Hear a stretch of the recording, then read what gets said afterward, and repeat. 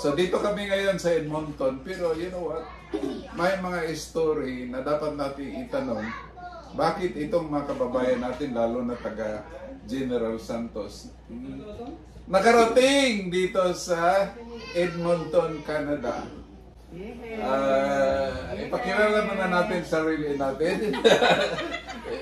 Joji Garcia.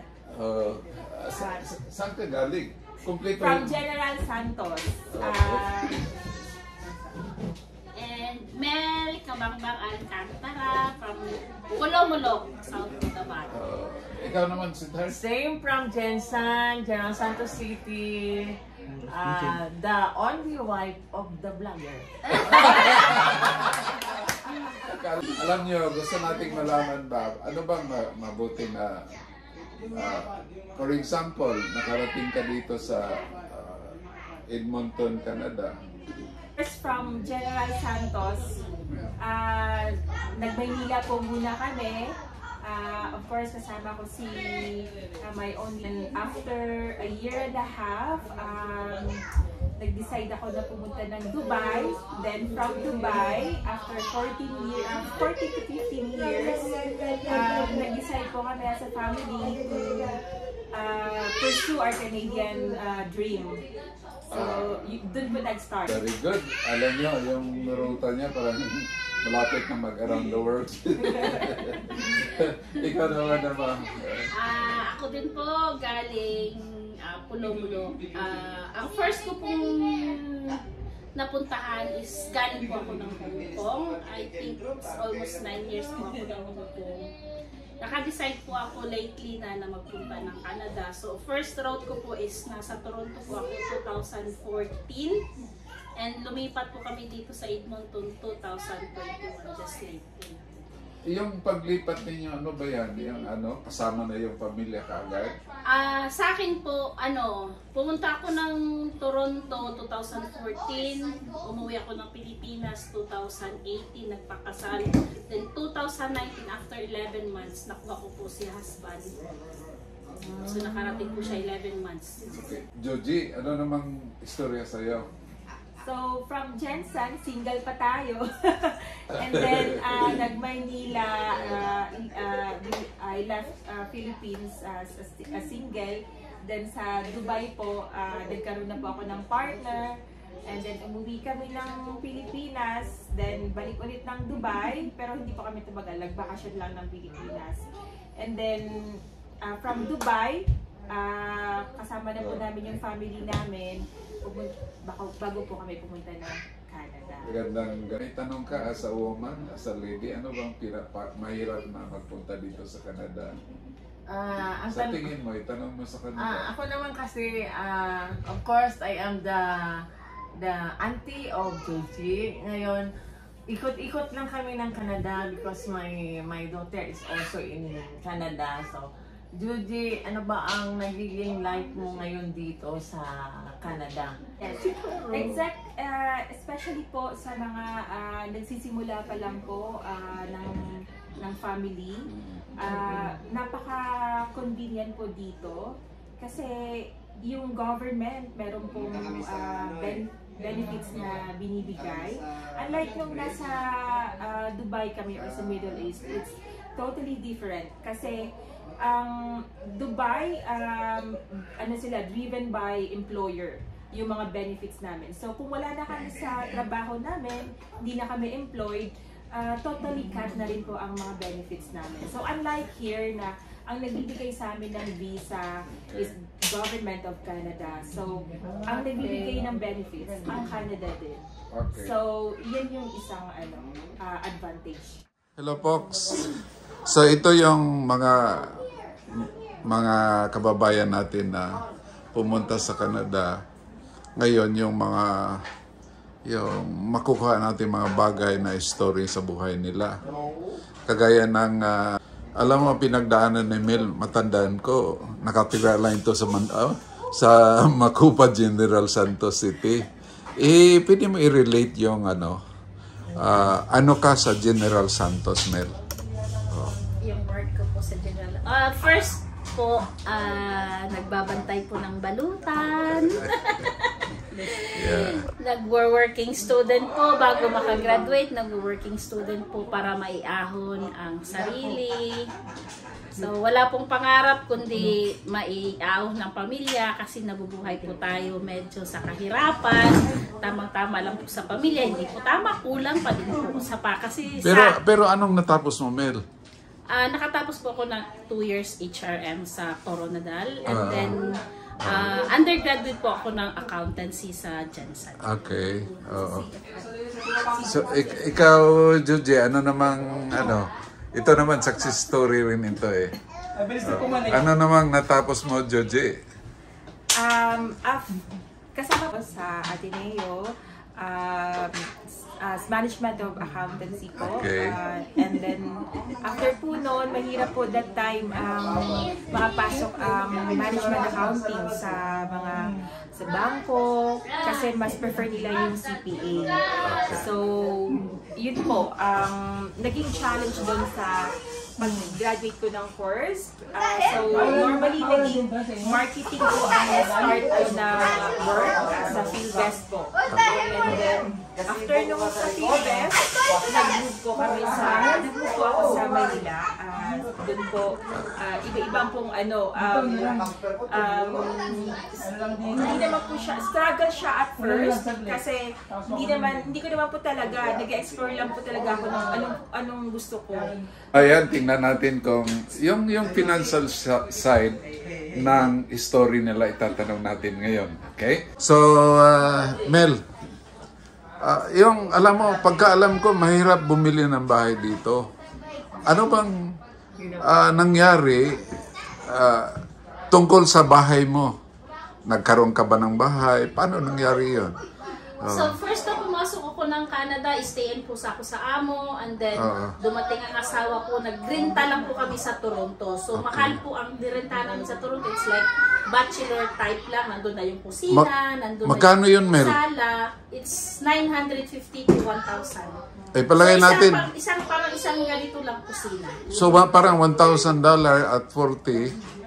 40,000 sa isang bachelor. Sa pesos yun. Kababayan ko, 40,000. Isang kwarto lang yun. Oo. So, ngayon... nung nakalipat kami ng Edmonton, nakatira kami sa apartment pa rin, na 1,000 pa rin yung 950 to 1,000. 1 year lang yun. So, after 1 year, nagkaroon po kami ng sariling bahay dito. Ngayon, itanong ko, paano ka nagkapira para magbili ng sariling bahay? Ay, yung unang-una, inano ko rin po yung nagkakaroon po ng RRSP. May savings po kami sa RRSP. Tapos ano yung RRSP? Ito po yung para sa retirement. Ito po yung savings para sa retirement po siya. So, yung po, first buyer home po, baka magagamit mo po yung retirement na yun na pang-down sa bahay na wala po siyang interest. So ngayon may bahay ka na? Yes. Magkano ito? Secret talaga. Pero Fox, he was able to buy a house. This is below 500. Nasa 305 na po yun. So 305. Ipalagay na natin 300 times 40. That's 12 million pesos. Yay! Millionaire na!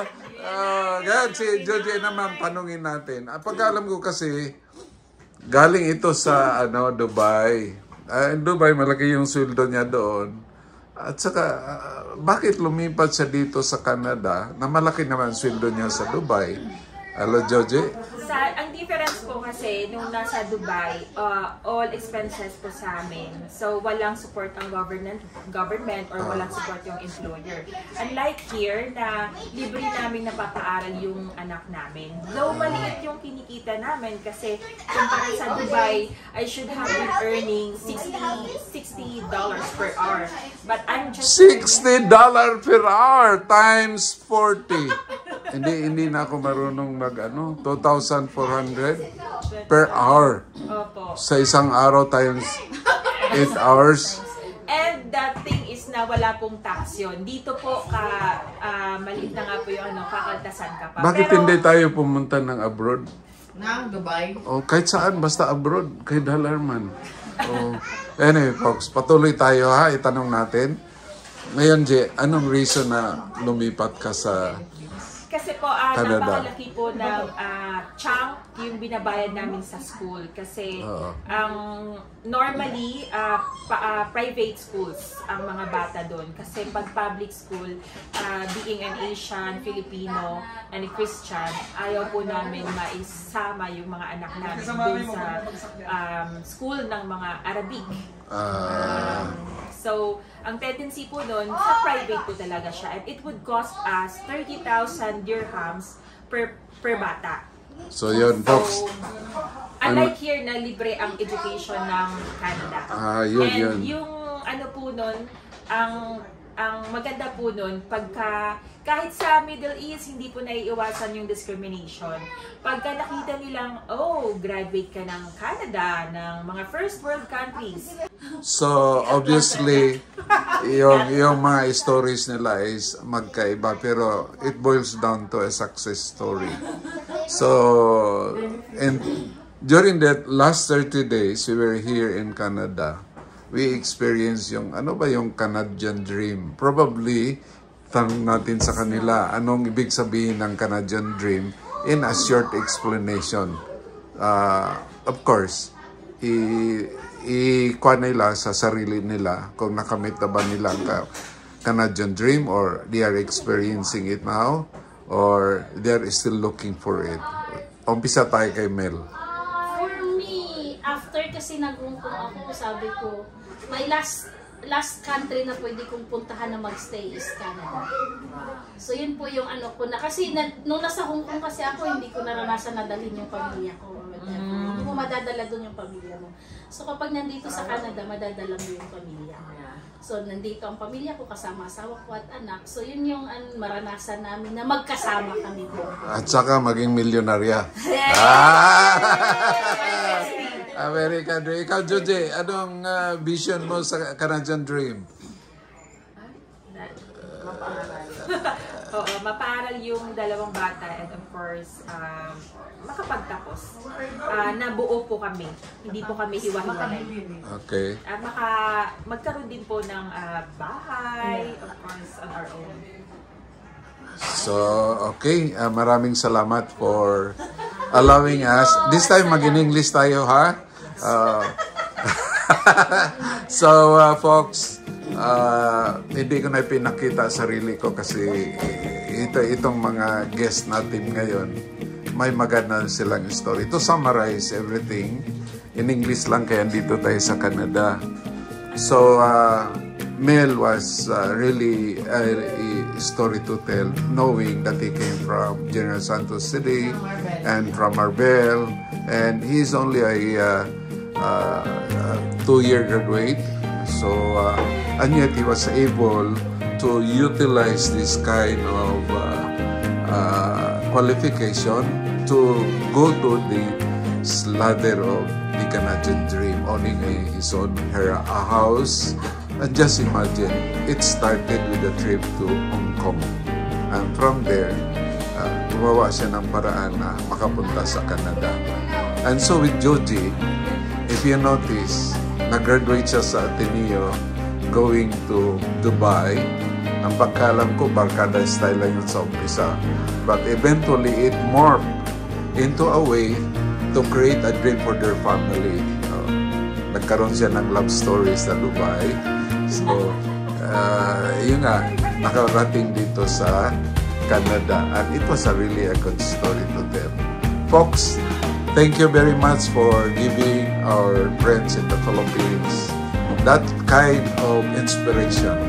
Canada! Welcome to Canada!